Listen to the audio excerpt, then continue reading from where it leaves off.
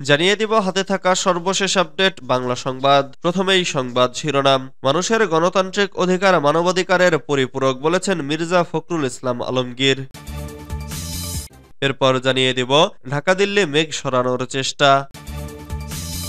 এদিকে আমরা চাই স্বচ্ছতার ভিত্তিতে দেশ পরিচালিত হোক বলেছেন জামাত আমির। আরো জানিয়ে দিব নির্যাতন সইতে না পেরে বলেছি জাস্ট শুট মি বলেছেন শাকিলা ফারজানা। সর্বশেষ জানিয়ে দিব দেশ থেকে সহযোগিতাকারীদের জবাবদিহিতার আওতায় আনতে হবে বলেছেন হাসনাত। এতক্ষণ শুনছিলেন সংবাদ শিরোনাম, এবারে বিস্তারিত।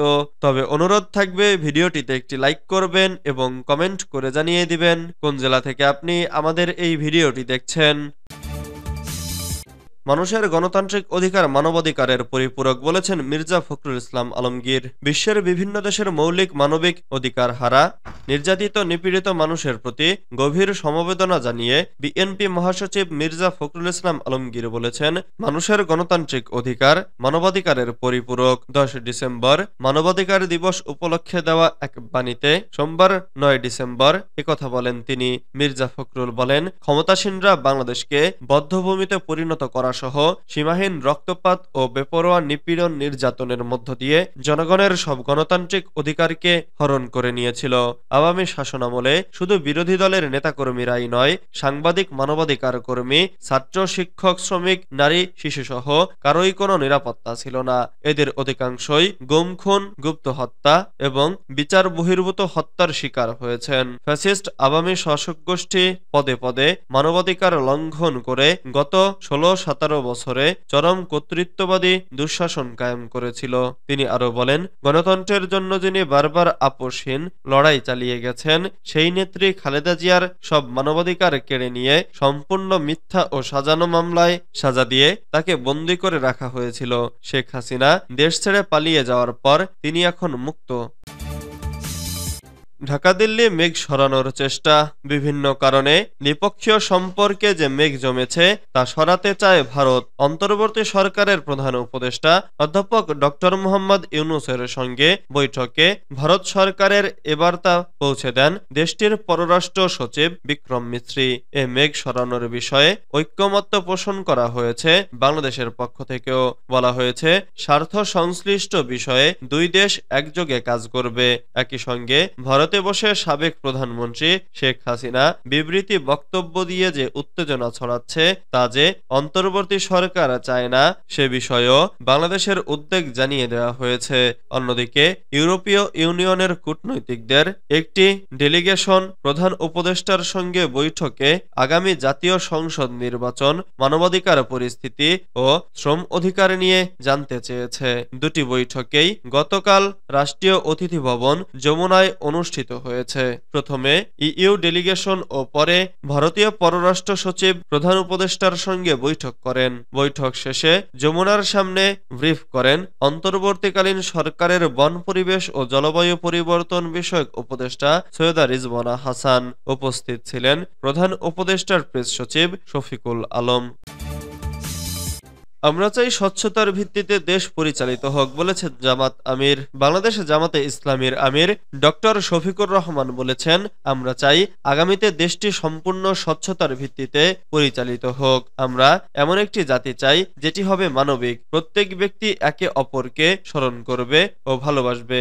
আমরা কারো চাকরি বা শিক্ষাগত যোগ্যতা দেখব না, আমরা শুধু দেখব তিনি একজন আশরাফুল মাখলুকাত। রবিবার রাতে রাজধানীর একটি মিলনায়তনে কাফরুল দক্ষিণ থানা জামাত আয়োজিত সুধী সমাবেশে প্রধান অতিথির বক্তব্যে তিনি এসব কথা বলেন। ডক্টর শফিকুর রহমান বলেন, সমাজে যেখানে কেউ থাকবে সেখানে তারা নিরাপত্তা ও মর্যাদা পাবে এবং এই দুয়ের মাধ্যমে সমাজে গর্বিত নাগরিক হিসেবে বসবাস করবে।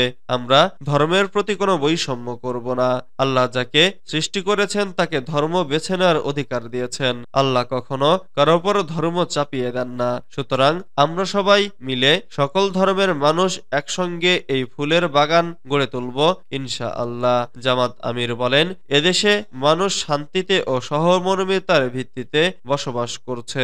এটা সম্ভব হয়েছে কারণ এদেশের অধিকাংশ মানুষ মুসলমান এবং তারা জানে প্রতিটা মানুষের জীবন ও সম্পদ অন্য মানুষের কাছে আমানত। আমরা এটা বিশ্বাস করি। নির্যাতন সইতে না পেরে বলেছি জাস্ট শুট মি, বলেছেন শাকিলা ফারজানা। কথিত জঙ্গি সংগঠন শহীদ হামজা ব্রিগেডে অর্থায়নের অভিযোগে 2015 সালে গ্রেফতার হন জাতীয় সংসদের সাবেক হুইপ ও বিএনপি নেতা সৈয়দ ওয়াহিদুল আলমের মেয়ে ব্যারিস্টার শাকিলা ফারজানা। গ্রেফতারের পর 10 মাসের বেশি সময় ছিলেন কারাগারে। গ্রেফতারের আগে পরের আদ্যপান্ত নিয়ে তিনি বাংলাদেশ প্রতিদিনের সঙ্গে কথা বলেছেন। ব্যারিস্টার শাকিলা ফারজানা বলেছেন, 2015 সালের 18 আগস্ট র্যাবের একটি দল মক্কেল পরিচয়ে আমার বাসায় আসে। পরে জরুরি আলোচনার কথা বলে বাসা থেকে নিয়ে যায়। গাড়িতে ওঠানোর পর কালো কাপড় দিয়ে চোখ বেঁধে দেয়। এরপর কোথায় নিয়ে যাওয়া হয় কিছুই বুঝতে পারছিলাম না। তখন থেকে আমার সঙ্গে কি আচরণ করা হয়েছে তা বলার ভাষা নেই। তবে এতটুকু বলতে পারি, একজন প্রতিষ্ঠিত ব্যারিস্টার, সম্ভ্রান্ত পরিবারের সদস্য এবং সর্বোপরি নারীর সঙ্গে যেভাবে আচরণ করার কথা ছিল তার কোনোটাই করা হয়নি। যেভাবে মুহূর্তের মধ্যে আমাকে জঙ্গি তকমা লাগানো হয় তা বলার ভাষা নেই। যখন আমাকে র‍্যাব 7 কার্যালয় নিয়ে জিজ্ঞাসাবাদ করা হচ্ছিল, তখন আমার ছেলে ও পরিবারের অন্যদের বারবার মামলায় জড়িয়ে দেওয়ার হুমকি দেওয়া হয়। র‍্যাব 7 তৎকালীন অধিনায়ক লেফটেন্যান্ট কর্নেল মিফতাককে বলি, যা করার আমাকে করেন, পরিবারের কাউকে জড়াবেন না। টর্চারের এক পর্যায়ে সহ্য করতে না পেরে মিফতাককে বলি, জাস্ট শুট মি। বিএনপি ও হেফাজতে ইসলামের নেতাকর্মীকে অনেকেই বেআইনি সহায়তা দিয়েছে, কিন্তু কেন আপনাকে টার্গেট করা হলো? এমন প্রশ্নের জবাবে ব্যারিস্টার শাকিলা ফারজানা বলেন, বিএনপি নেতাকর্মীদের আইনি সহায়তা দিয়েছি। তাদের কাছ থেকে কোনো ধরনের অর্থ গ্রহণ করিনি, উল্টো তাদের মামলার খরচ বহন করেছি। আমার এ কর্মকাণ্ড তখন ব্যাপক প্রশংসিত হয়েছিল। শুনেছি আমার লড়াই করা মামলার তালিকা তৈরি করত সরকারি সংস্থাগুলো। এছাড়া হেফাজতে ইসলামের নেতাকর্মীদের আইনি সহায়তা দিয়েছি। এসব কারণে আমি সরকারের রোষানলে পড়েছি। বিএনপি ও হেফাজতে ইসলামের নেতাকর্মীদের আইনি লড়াই আমার জীবনের কাল হয়েছে।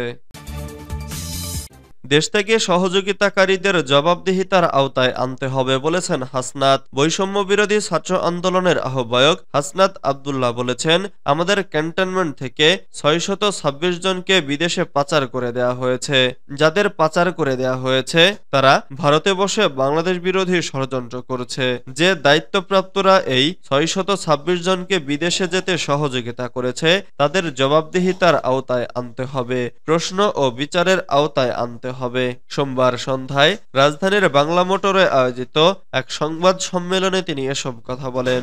সংগঠনের সদস্য সচিব আরিফ সোহেল সহ সংগঠনটির নেতাদের গাড়িতে হামলা ও ভাঙচুরের প্রতিবাদ এবং বিচারের দাবিতে সংবাদ সম্মেলনের আয়োজন করা হয়। হাসনাত আব্দুল্লাহ বলেন, দেশের মানুষের ইচ্ছার বিরুদ্ধে গিয়ে কিছু রাজনৈতিক দল মামলা বাণিজ্যে মেতে রয়েছে। তারা মামলা দেয় এবং টাকার বিনিময়ে মামলা থেকে নাম ফেলে দেয়। এই কাজের সঙ্গে যারা যুক্ত তারা বাংলাদেশের শত্রু। আমরা দেশের রাজনৈতিক দলগুলোকে আহ্বান জানাবো, আপনারা আপনাদের দলের তৃণমূল পর্যায়ের নেতাদের কঠোর বার্তা দেবেন, তারা যেন কোনোভাবেই মামলা বাণিজ্যের সঙ্গে যুক্ত না হয়।